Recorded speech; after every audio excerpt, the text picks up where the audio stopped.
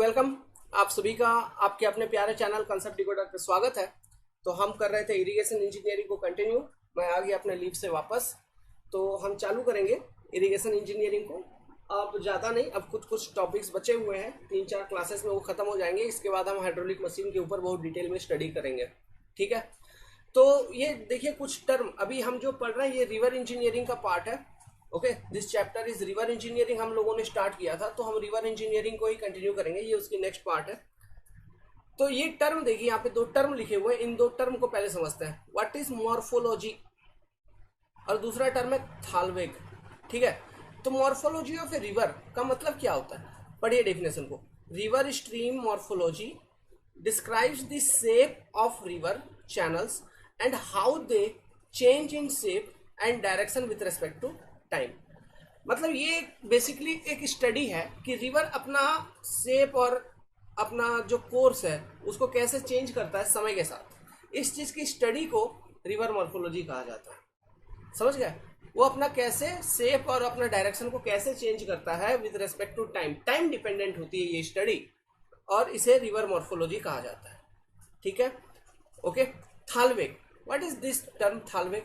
चलो मैं आपको समझाता हूँ ये क्या है थालवेग। व्हाट इज थालवेग, समझिएगा। मान लो इस तरह का कोई एक रिवर फ्लो कर रहा है, ठीक है, ऐसा कोई एक रिवर फ्लो कर रहा है ऐसा। तो ये जो रिवर चैनल में ये जो वाटर कोर्स है ना, ये सब में पूरे में पानी भरा हुआ है ना, ये सब में पूरे में पानी भरा हुआ है। तो किसी भी एक क्रॉस सेक्शन के ऊपर, जैसे यही एक पर्टिकुलर सेक्शन ले लीजिए जो आपके सामने दिख रहा है, इस पे सबसे लोएस्ट पॉइंट कौन सा होगा? इस वाटर कोर्स में सबसे लोएस्ट पॉइंट अगर मैं यहाँ पे मार्क करूं तो मेरे को ये वाला पॉइंट ऐसा कुछ एक लोएस्ट पॉइंट लग रहा है। ठीक है, ये एक लोएस्ट पॉइंट लग रहा है, समझ गए? इसी तरह से ये तो एक क्रॉस सेक्शन है, फिर यहाँ पे कोई एक क्रॉस सेक्शन लीजिए, यहाँ पे एक लोएस्ट पॉइंट आपको ऐसा दिखेगा, यहाँ पे मान लो। फिर इधर ले लो एक क्रॉस सेक्शन, यहाँ पे कुछ लोएस्ट पॉइंट मान लो ऐसा दिखेगा। इधर ले लो एक क्रॉस सेक्शन, यहाँ पे लोएस्ट पॉइंट मान लो ऐसा दिख रहा है। इन पॉइंट्स को अगर एक लाइन के माध्यम से आप जोड़ोगे तो इस तरह का एक लाइन कुछ आपको मिलेगा, जो कि होगा लोएस्ट कनेक्टिंग पॉइंट्स, है ना, जो कि होगा लोएस्ट कनेक्टिंग पॉइंट्स। तो यही लाइन को हम थालवेग लाइन कहते हैं। रिवर का इसी लाइन को थालवेग लाइन कहा जाता है। देखिए, थालवेग और talweg is the line of lowest elevation within a valley और water course. Within a valley या फिर वाटर कोर्स के अंदर। तो यहाँ पे दो बातें हैं, वैली के अंदर सबसे लोएस्ट पॉइंट या फिर वाटर कोर्स के अंदर। और जनरली मैं आपको बताऊं, ये तो डेफिनेशन कंप्लीट है इसका, ऐसे जनरली हम वाटर कोर्स के अंदर ही देखते हैं, क्योंकि एक वैली के अंदर कोई लोएस्ट पॉइंट अगर है ना, तो वो लोएस्ट पॉइंट में पॉइंट के थ्रू से ही पानी फ्लो करेगा, क्योंकि पानी का फ्लो करने का टेंडेंसी है ये, है ना। तो ये लोएस्ट पॉइंट आपको जनरली वाटर कोर्स के अंदर ही मिलेगी मैक्सिमम टाइम, लेकिन हो सकता है किसी केस में नहीं मिले, तो ऐसे केसेस में आप वैली को देखिए। ओके, तो दिस इज योर थालवेग। अब जो हमारा नेक्स्ट पार्ट है, it is river training works. ठीक है, इसके ऊपर देखिए। तो जो सबसे पहला है इसको हम कहते हैं ग्राउनिस या फिर स्पर्स। अब ग्राउनिस बोलिए या फिर स्पर्स बोलिए, दोनों सेम चीज होती है।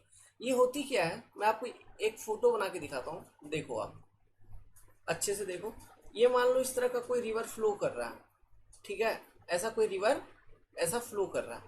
तो आपने देखा होगा कभी कभी हम क्या करते हैं, जैसा वो रैंप वॉक करने के लिए हम नहीं बनाते हैं, तो इस तरह से एक मिट्टी का फिलिंग कर देते हैं, इस तरह का स्ट्रिप्स ऐसे प्रोवाइड कर देते हैं।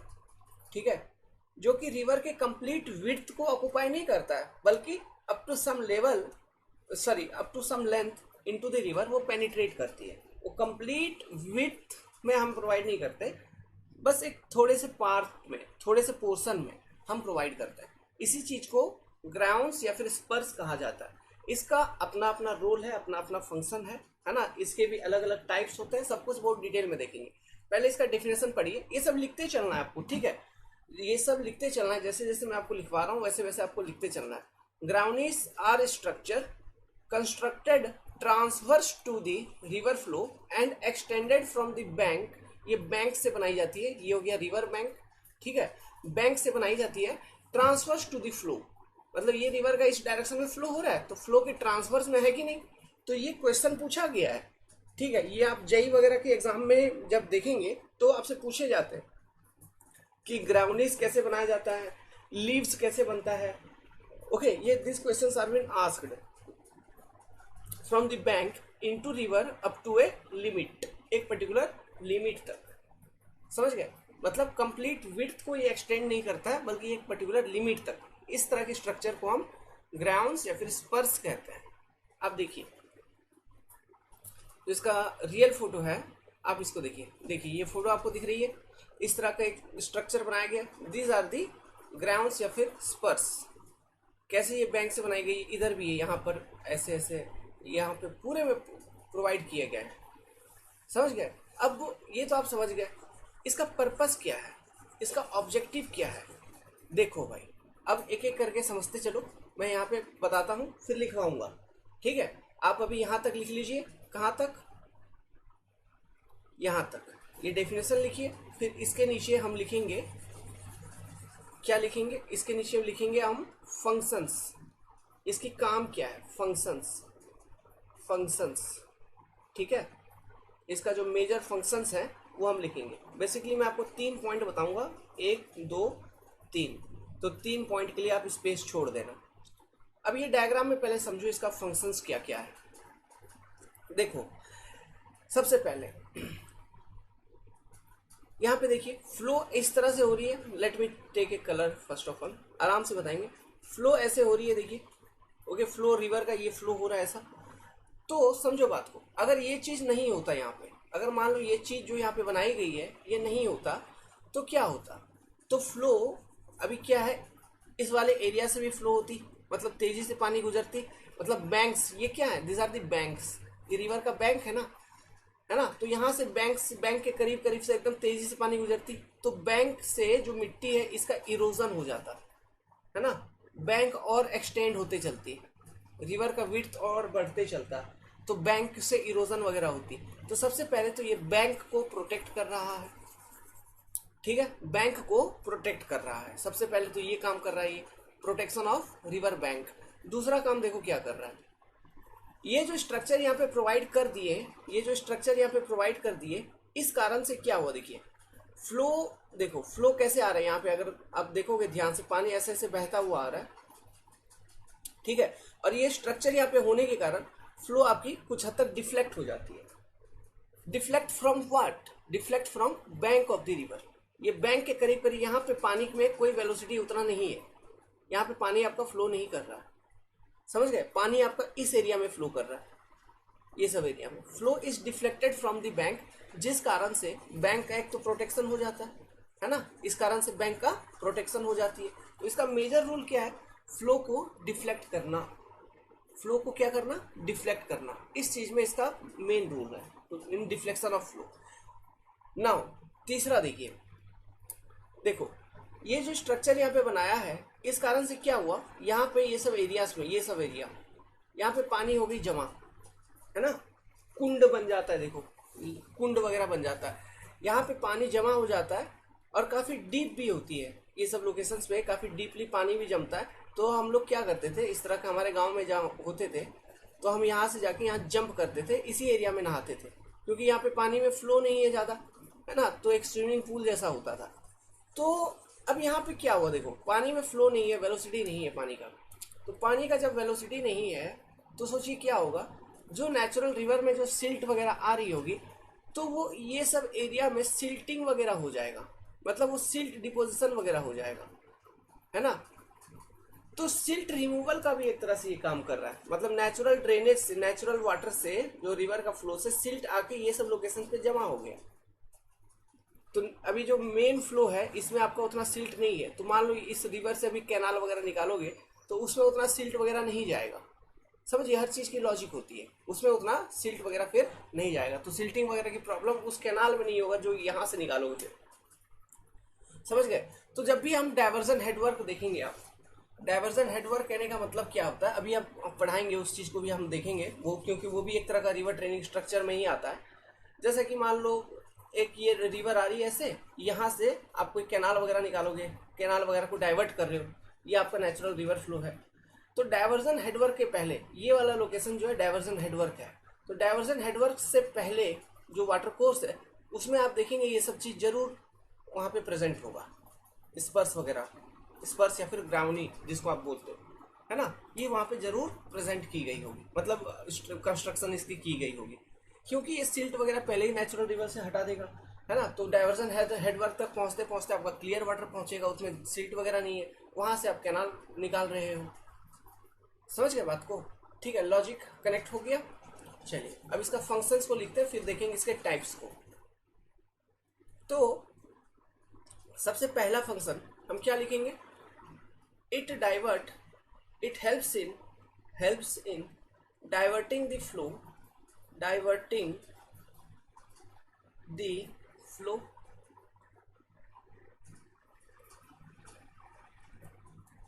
फ्लो ऑफ रिवर, ये इसका पहला रोल है। ठीक है, दूसरा पॉइंट, सेकेंड पॉइंट यहाँ पे लिखा हुआ है, देखिए, creating a low flow for silting up the area, जैसा कि जहाँ पे ग्राउंडी आपने प्रोवाइड किया था इसके अगल बगल, इसके अपस्ट्रीम में। ठीक है, ये ग्राउंड से स्पर है, तो स्पर का ये वाला पार्ट होगा अपस्ट्रीम, इधर वाला पार्ट क्या होगा, इसको हम कहेंगे डाउनस्ट्रीम पार्ट। समझ गए? तो इसके अपस्ट्रीम में सिल्ट पॉकेट बन जाती है। ठीक है, वहाँ पे सिल्टिंग हो जाता है। तो इस कारण से क्या है, इसका ऑब्जेक्टिव क्या है, ये तो इसका पर्पस हुआ। ऑब्जेक्टिव यही है कि जो नेचुरल रिवर है उसमें से हमको सिल्ट रिमूव करना है, ताकि आगे जो डाइवर्जन हेडवर्क है जहाँ से हम कैनाल निकालेंगे, ठीक है, उस कैनाल में उतना सिल्ट वगैरह ना जाए। फिर ऐसे डाइवर्जन हेडवर्क वाले लोकेशंस पे भी सिल्ट एक्सक्लूडर वगैरह इन सब चीज़ों को हम बनाते हैं, वो अभी दिखाएंगे आपको। ठीक है, लेकिन ये सारे भी मेथड आप मतलब अडॉप्ट कर सकते हो डाइवर्जन हेडवर्क से पहले। प्लस ये बैंक का प्रोटेक्शन भी करता है, protecting the bank by keeping flow away from it. क्यों? नहीं तो बैंक पे इरोजन होगा, स्काउरिंग होगा। ठीक है, स्काउरिंग या फिर इरोजन होगा बैंक का। तो ये सारा पर्पस है ये ग्राउनी या फिर स्पर्श का। ओके, अब देखते हैं इसके टाइप्स में। देखिए, टाइप्स में आपका ऑन बेसिस ऑफ फंक्शन इसको अलग अलग तरह से कैटेगराइज किया गया है। रिपेलिंग या फिर reflecting ground, deflecting ground, attracting ground, फिर ऑन बेसिस ऑफ शेप, है ना, ये सारे basically on basis of shape हैं। टी शेप्ड, जिसको हम डेनही ग्राउंड कहते हैं, या फिर हॉकी शेप, या फिर इसको बर्मा ग्राउंड कहा जाता है ना, या फिर किंग्ड टाइप। ओके, किंग्ड टाइप, ये सब भी मैं आपको दिखाऊंगा कैसा कैसा दिखता है, सब चीज़ों को देखेंगे। लेकिन ये जो ऊपर के बेसिकली 3 टाइप्स हैं, रिपेलिंग, डिफ्लेक्टिंग एंड अट्रैक्टिंग, इसको हम डिटेल में स्टडी करेंगे, अच्छे से पढ़ेंगे, क्योंकि यहाँ से ऑब्जेक्टिव क्वेश्चंस पूछे जाते हैं आपके एग्जामिनेशन पॉइंट ऑफ व्यू से, ये इंपॉर्टेंट है। और ये जो बताए गए हैं यही इंपॉर्टेंट है, और ये बताए गए हैं ऑन बेसिस ऑफ, जैसे कि यहाँ पे लिखा हुआ है, ऑन बेसिस ऑफ फंक्शंस, या फिर on this classification is based on basis of characteristics of that ground. ठीक है, on basis of its characteristics. देखते हैं, तो सबसे पहला हम देखेंगे रिपेलिंग या फिर रिफ्लेक्टिंग ग्राउंड। तो दिस इज यार रिपेलिंग या फिर रिफ्लेक्टिंग ग्राउंड। तो मैं आपको पहले फोटो दिखाता हूँ। ये देखिए, ये है एक रिपेलिंग या फिर रिफ्लेक्टिंग ग्राउंड। समझिए पहले इस बात को क्या है। सबसे पहले यहाँ पे कुछ कुछ टर्म्स आपको समझने होंगे। तो देखो, ये टर्म, पहला टर्म क्या है, एक्सिस ऑफ ग्राउंड। ये देखो, इस तरह से जो एक्सिस आप बनाएंगे, ठीक है, इसे हम कहते हैं एक्सिस ऑफ ग्राउंड। ओके, तो ये देखो, अब ये रिवर है, रिवर का फ्लो हो रहा है, ये सब रिवर का फ्लो हो रहा है। This is your axis of ground, axis of ground, ये रिवर का फ्लो हो रहा है। तो यहाँ पे ग्राउंड जो है इसका पॉइंटिंग किधर है, मतलब कहने का मतलब है, देखो समझना बात को, ये रिवर का ऐसा फ्लो हो रहा है ऐसा। तो मान लो मैं एक सेक्शन ऐसे डिसाइड करता हूँ, एक्स सेक्शन इस रिवर में, इसका ये अपस्ट्रीम होगा, ये इसका डाउनस्ट्रीम होगा। ठीक है, ये मान लो रिवर का बैंक है, this is your bank of river, bank river का ये किनारा है। अब समझिए बात को, मैं यहाँ पे ग्राउंड बना रहा हूँ। तो मान लो मैं जैसे यहाँ पे ये वाला दिखाया है, तो ये ऐसा बनाया गया है। ठीक है, तो ये जो ग्राउंड है, तो इसका जो पॉइंट है ना, it is pointing which side, it is pointing upstream of that section की नहीं। समझ गए? तो इसमें कहा जाता है this ground is pointing upstream to this section. समझ गए? अगर मान लो इस तरह से बनाएंगे, इसको हम अट्रैक्टिंग ग्राउंड कहेंगे। ये सेकेंड वाला जो होता है दिस सेकेंड वन, इसको हम अट्रैक्टिंग ग्राउंड कहते हैं। आगे चल के मैं अब फोटो भी दिखाऊंगा, समझाऊंगा अभी। तो this is pointing towards down stream of A section, है कि नहीं। और देखिए, और सिंपली अगर आप इस तरह से बना देंगे एकदम एकदम नॉर्मल टू द बैंक, है ना, इसको हम कहते हैं deflecting, simply as a deflecting ground. Simple, एक सिंपल ग्राउंड, नॉर्मल ग्राउंड या फिर डिफ्लेक्टिंग ग्राउंड। समझ गए बात को? ठीक है, तो ये तीन अलग अलग तरह के होते हैं। तो सबसे पहला रिपेलिंग ग्राउंड, जो कि अपस्ट्रीम के टुवर्ड्स पॉइंटेड है। इसकी जो कैरेक्टरिस्टिक्स है ये क्या है, ये अगर मैं ये नॉर्मल एक्सिस बनाऊं, समझिएगा बात को, अगर ये वाला नॉर्मल एक्सिस यहाँ पे अगर मैं आपको बना के दिखाऊं, तो ये देखो एक्सिस ऑफ ग्राउंड से बैंक का जो एंगल है ये कितना है, 60 to 80 डिग्री। तो ये एंगल कितना होगा फिर, ये एंगल कितना होगा, 10 to 30 डिग्री, है ना।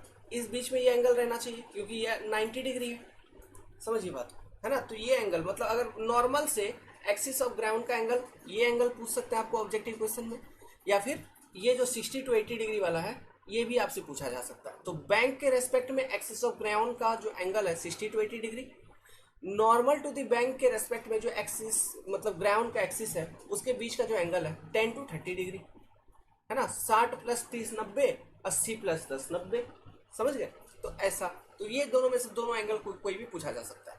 फिर देखिए ये जो एरिया आपको ये जो दिख रहा है, मैं ये जो एरिया इस तरह से गोल बनाया हुआ दिख रहा है, ये क्या है, ये इस पर्टिकुलर ग्राउंड का इन्फ्लुएंस एरिया है। This is the influence area of this particular ground, इसको इन्फ्लुएंस एरिया कहा जाता है, इन्फ्लुएंस एरिया। ठीक है, समझ गए, मतलब इतने एरिया में ये इफेक्टिवली वर्क करता है। बस ये सिंपल सी मीनिंग होती है इसका।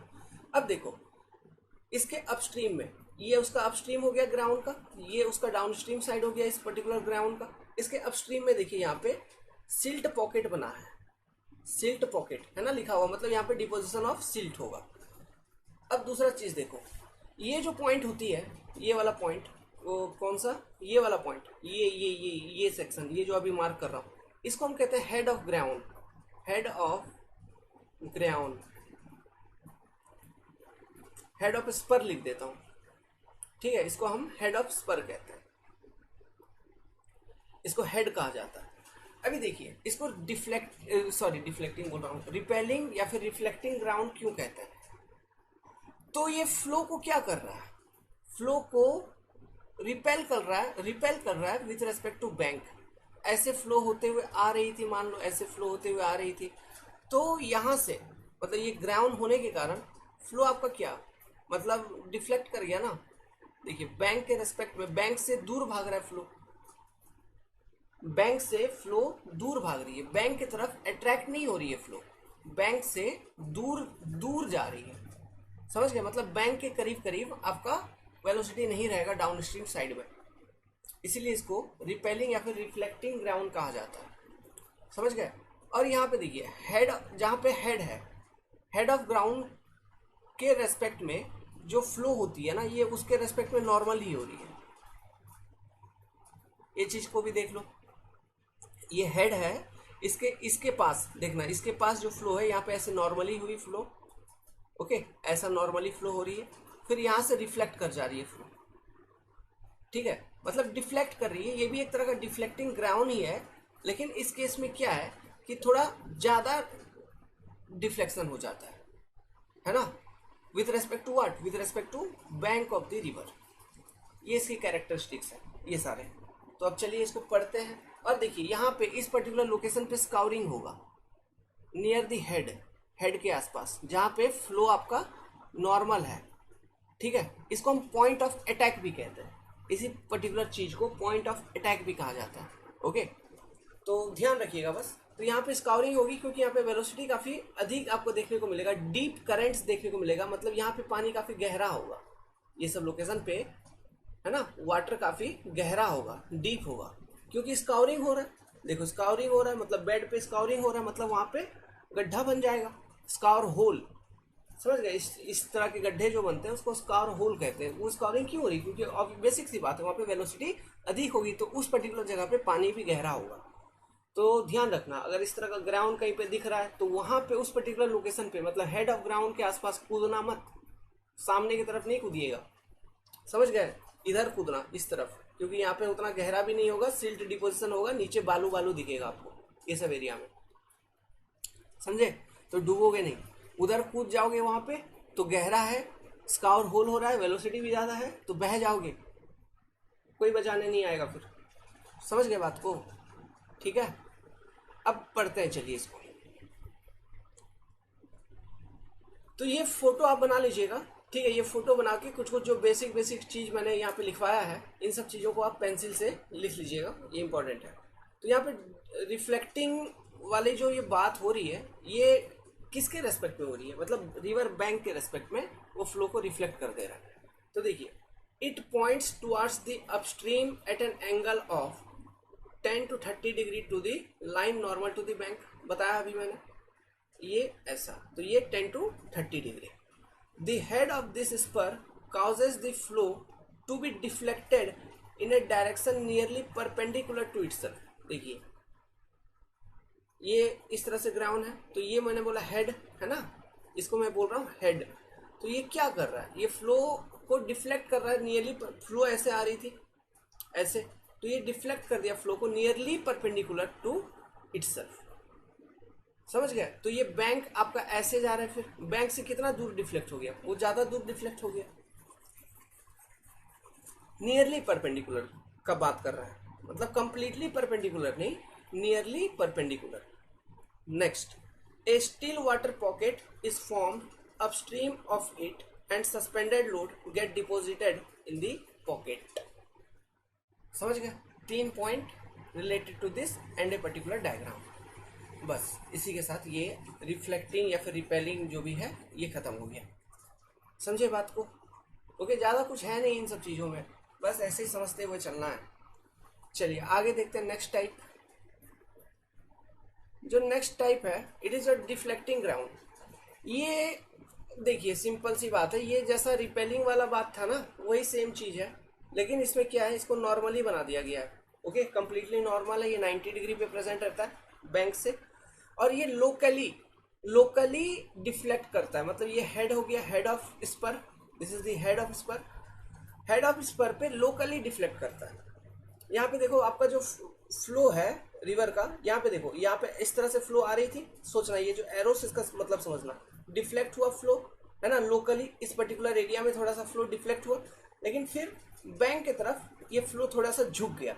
लेकिन रिपेलिंग वाले केस में क्या हो रहा था, उसको रिपेलिंग क्यों कर रहे थे, उसमें ज्यादा डिफ्लेक्ट हो गया, नियरली परपेंडिकुलर पे डिफ्लेक्ट हो रहा था, मतलब इस तरह से फ्लो हो रही थी, वो बैंक की तरफ ज्यादा झुक नहीं रही थी। यहाँ पे देखेंगे अगर बैंक से इसका डिस्टेंस फ्लो का, तो बैंक के करीब करीब भी डाउन स्ट्रीम पे थोड़ा वेलोसिटी दिखेगा इस केस में, है ना। लेकिन रिपेलिंग वाले केस में बैंक से थोड़ा ज्यादा दूर पर आपको वेलोसिटी दिखेगा डाउन स्ट्रीम पे, इसलिए वो रिपेलिंग था, ठीक है, रिफ्लेक्टिंग था। लेकिन यहाँ पे लोकली डिफ्लेक्ट होता है, मतलब जिस लोकेशन पे ग्राउंड आपका प्रोवाइडेड है, तो उसके हेड के आसपास वो फ्लो आपका डिफ्लेक्ट हो जाता है ना। इट डिफ्लेक्ट्स फ्लो लोकली, इसका फंक्शन सेकेंड में आप लिख सकते हो यहाँ पे, इट डिफ्लेक्ट्स फ्लो लोकली, ठीक है। अच्छा, इसका पहला पॉइंट पढ़िए, it has much shorter length than repelling ground and it is built perpendicular to the bank. It is built perpendicular to the bank तो समझ में आया, लेकिन ये कैसे हो गया, it has much shorter length than repelling ground, ये कैसे हो गया भाई, समझो बात को। देखो, this is the level of penetration into the river, कि आपका इतना तक ग्राउंड आपका जाना है, तो ये मान लीजिए ये लेंथ है आपका L लेंथ टोटल, या फिर L1 लेंथ ले लो। अभी जो सेकेंड वाला आप बना रहे हो, सेम लेवल ऑफ पेनिट्रेशन के लिए इंक्लाइंड बना रहे हो एक पर्टिकुलर एंगल पे, तो ये जो लेंथ होगी ऑब्वियसली ये होगी L2, एंड यहाँ पे आप देखिए L2 जो होगा आपको बेसिक सी बात है, will be greater than L1, समझ गए बात को। इसलिए ये जो इसका जो लेंथ है किसका, ये परपेंडिकुलर वाले का, जो अभी बात कर रहे हैं हम डिफ्लेक्टिंग ग्राउंड, इसको हम नॉर्मल ग्राउंड भी कहते हैं, नॉर्मल ग्राउंड, ग्राउंडी। नॉर्मल क्यों कहते हैं? क्योंकि ये परपेंडिकुलर टू द बैंक बनाया गया, नॉर्मल टू द बैंक बनाया गया, इसलिए। समझ गए? ठीक है, तो this is your simply deflecting ground. Purpose सबका सेम, ठीक है। पर्पस जो मैंने स्टार्टिंग में आपको 3 पॉइंट बताया वही। नाउ अट्रैक्टिंग ग्राउंड, अभी ये क्या होती है, देखो ये क्या कर रहा है अट्रैक्टिंग, इसका नाम क्यों पड़ा है? हम इस तरह से बनाते हैं अट्रैक्टिंग ग्राउंड, मतलब डाउन स्ट्रीम पे पॉइंट कर रहा है। पहला वाला अपस्ट्रीम की तरफ पॉइंट कर रहा था, है ना, रिपेलिंग वाला, ये वाला डाउन स्ट्रीम की तरफ पॉइंट कर रहा है। अब इसके कारण क्या होती है, देखिए फ्लो तो आपका, अब यहाँ पे देखो बैंक के करीब करीब फ्लो है, इस तरह से फ्लो आ रही है, लेकिन हेड ऑफ, जहाँ पे हेड ऑफ ग्राउंड है वहां से फ्लो, वहां पे डिफ्लेक्ट तो होता है लोकली फ्लो, लेकिन फिर डाउन स्ट्रीम साइड पे इस तरह से प्रेजेंट होने के कारण ये फ्लो जो है ना बैंक की तरफ अट्रैक्ट हो जाती है। बैंक की तरफ अट्रैक्ट होने के कारण जो डाउन स्ट्रीम पे बैंक के करीब करीब, यहाँ पे देखोगे बैंक के करीब करीब इधर स्काउरिंग होगा। समझ गए? बैंक के करीब करीब यहाँ पे स्काउरिंग होगा, और यहाँ पे काफी ज्यादा गहरा भी होगा पानी। रिपेलिंग वाले केस में हेड के करीब करीब स्काउरिंग हमने दिखाया था, मतलब वहां पे स्काउरिंग कहाँ पे दिखाया था, ये सब लोकेशन पे हेड के करीब करीब, ध्यान दो। लेकिन यहाँ पर बैंक के करीब करीब फिर स्काउरिंग होगा डाउनस्ट्रीम साइड पे, समझे? और ये फ्लो जो है ये बैंक के तरफ अट्रैक्ट कर रहा है, और यहाँ पे काफी डीप भी होगा फ्लो आपका। तो इस तरफ कभी कूद मत देना, जहाँ पे इस तरह का ग्राउंड होगा रिवर में, तो इस तरफ नहीं कूदिएगा, कूदेंगे तो डूब जाएंगे, क्योंकि वहाँ पे फ्लो व्लो भी सब कुछ है, सब कुछ है। तो ये एंगल वगैरह ध्यान रखिए, ठीक है। ये एंगल जो यहाँ पे again same axis of ground, तो एक्सिस ऑफ ग्राउंड का बैंक के रेस्पेक्ट में ये एंगल है, तो नॉर्मल के रेस्पेक्ट में फिर इनका डिफरेंस है ना, ये एंगल। तो ध्यान रखिएगा, एग्जाम में कुछ भी पूछ सकता है। ये फोटो बना लीजिए एज इट इज। अब लिखेंगे इसके बारे में, attracting ground, the attracting ground point downstream of the direction of normal flow. जो फ्लो है ना, उसके डाउनस्ट्रीम पे वो पॉइंट करता है। It causes formation of scour hole. Scour hole मतलब सिंपली आप यही समझिए, स्काउरिंग हो रहा है, गड्ढा हो रहा है वहां पे। Scour hole closer to the bank than repelling ground, मतलब रिपेलिंग ग्राउंड में हेड के आसपास बन रहा था, लेकिन डिफ्लेक्ट इसमें अट्रैक्टिंग वाले के केस में डाउनस्ट्रीम साइड पे बैंक के आसपास बनेगा। तो रिपेलिंग वाले केस में इधर मत कूदना, डिफ्लेक्टिंग अट्रैक्टिंग वाले केस में इस तरफ मत कूदना। इधर कूदो कोई बात नहीं है, ठीक है। इधर कूदोगे तो कम से कम यहाँ पे आके तो अटकोगे, फंसोगे नहीं। Therefore, next point, therefore they tend to maintain deep current closer to bank। समझ गए? डाउनस्ट्रीम साइड पे closer to bank deep current आएगी, और अपस्ट्रीम पे भी, क्योंकि यहाँ पे देखो अपस्ट्रीम पे भी वही बात हो रही है, यहाँ पे अपस्ट्रीम के करीब करीब भी बैंक के करीब करीब फ्लो है, और डाउनस्ट्रीम में भी फ्लो है। डीप करंट मतलब गहरा और फ्लो भी है, गहरा और फ्लो भी है। समझ गए बात को?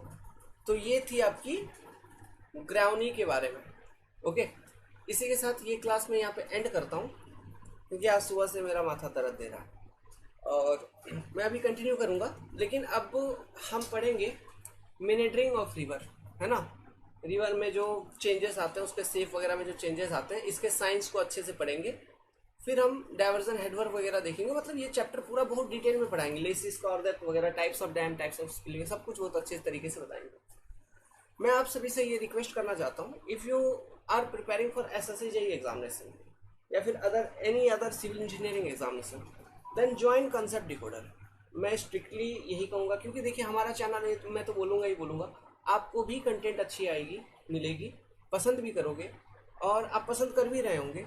हमारी बस यही है कि रीच नहीं बढ़ पाती, ओके, रीच नहीं बढ़ पाती, क्योंकि हम एडवर्टाइजमेंट वगैरह उतना नहीं करते। तो आप आइए, ज्वाइन करिए, एग्जामिनेशन निकल जाएगा, आप यहाँ पे फंसोगे नहीं, लुटाओगे नहीं, बस सिंपल सी बात है। आपको अच्छा लगे तो आप आइए, ज्वाइन करिए, बस इससे ज़्यादा और मैं क्या बोलूँ। हमारा कॉन्टैक्ट नंबर 7008